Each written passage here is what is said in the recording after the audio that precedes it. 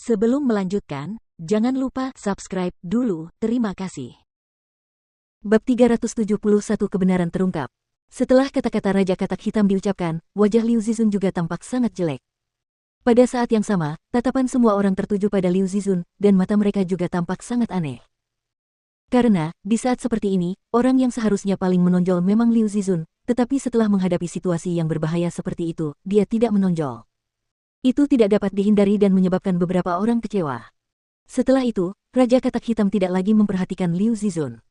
Dia mengalihkan pandangannya ke arah lelaki berwajah biasa dan berkata, "Kau memang bisa mati untuknya, karena ini adalah permainan yang ingin kumainkan dengan kalian semua. Namun dengan sangat cepat, kamu akan tahu bahwa bagimu, mungkin kematian adalah permintaan yang tidak dapat dipenuhi, mungkin kematian adalah pelarian.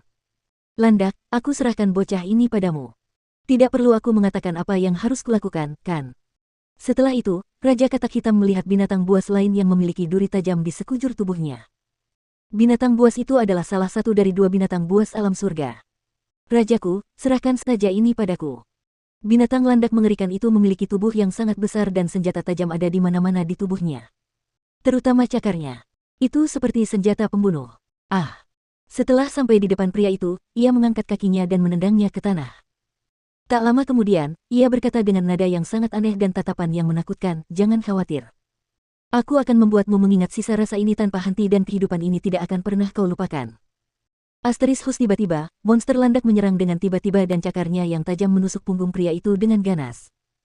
Seketika, darah berceceran di mana-mana dan teriakan memilukan terus terdengar. Ah, gelombang, merasakan sakit yang menusuk di punggungnya, pria itu berteriak kesakitan. Namun, itu baru permulaan. Setelah menancapkan cakarnya ke tubuh pria itu, landak itu mulai menggunakan segala macam cara untuk menyiksa pria itu tanpa henti.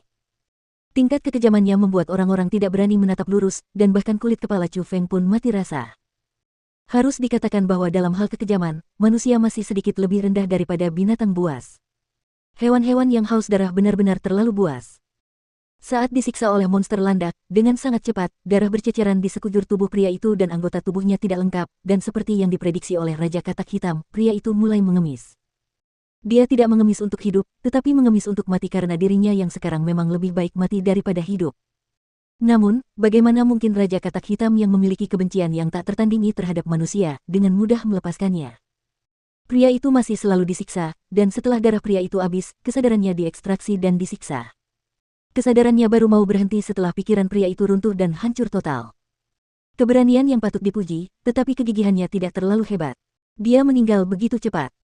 Melihat pria yang tidak bernapas lagi dan terbaring di tanah, Raja Katak Hitam menggelengkan kepalanya dengan kecewa, lalu setelah itu, dia meraih dengan tangannya yang besar dan melemparkan wanita lain ke binatang buas berkepala sapi, melihat ke arah sekelompok orang, dan berkata, "Peraturannya sama seperti terakhir kali.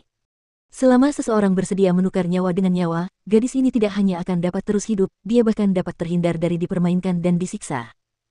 Setelah mendengar kata-kata itu, wajah semua orang berubah drastis dan mereka semua menundukkan kepala dalam diam, menghindari tatapan Raja Katak Hitam. Manusia pemalu.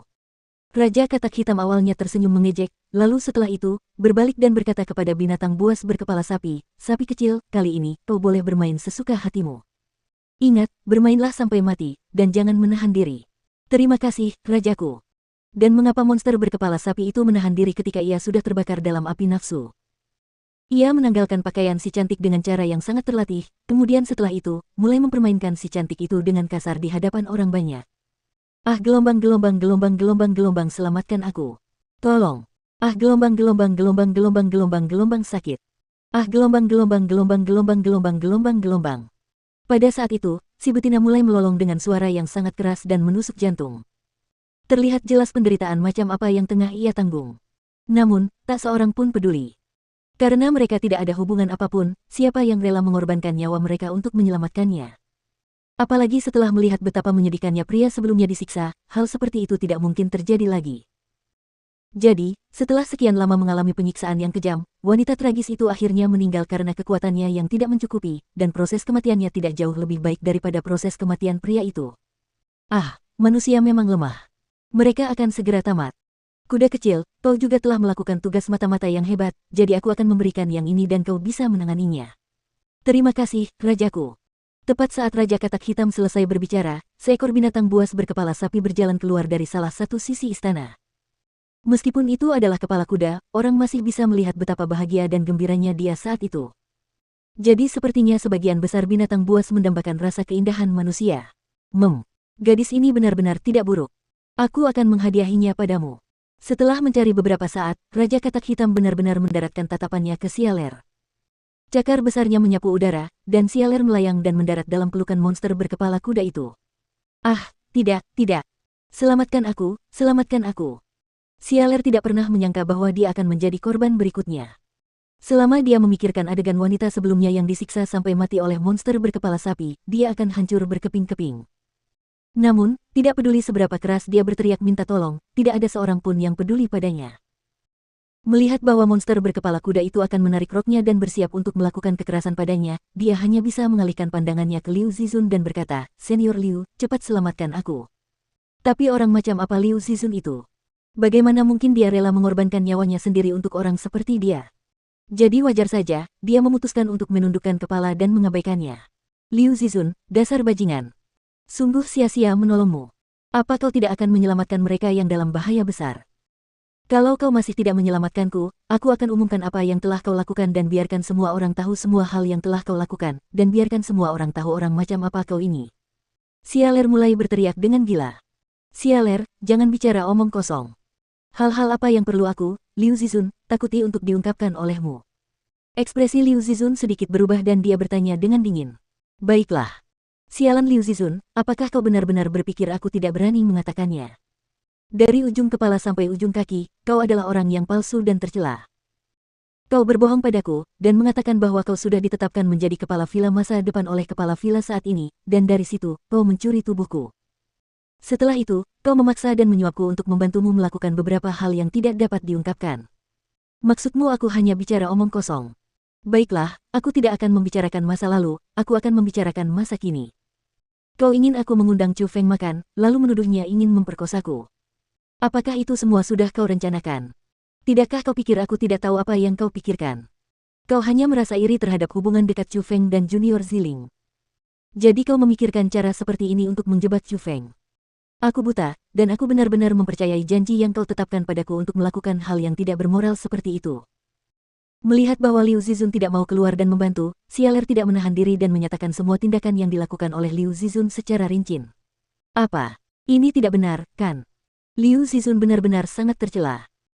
Dan setelah kata-kata Sialer keluar dari mulutnya, hal itu menyebabkan orang-orang tiba-tiba terkejut dan setiap orang dari mereka tidak dapat menahan diri untuk tidak menatap ke arah Liu Zizun karena mereka merasa tidak percaya.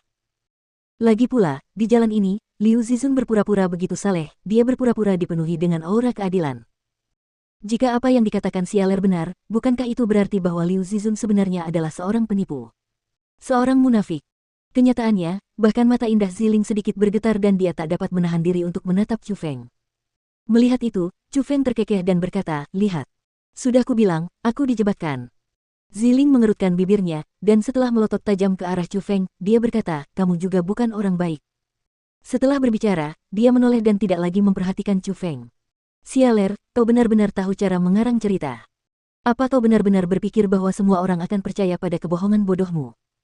Pada saat yang sama, Liu Zizun tertawa terbahak-bahak. Jelas, dia tidak bisa mengakui bahwa dia telah melakukan itu.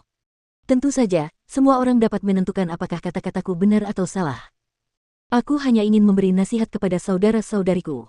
Jangan sekali-kali percaya pada Liu Zizun karena dia orang yang tercela.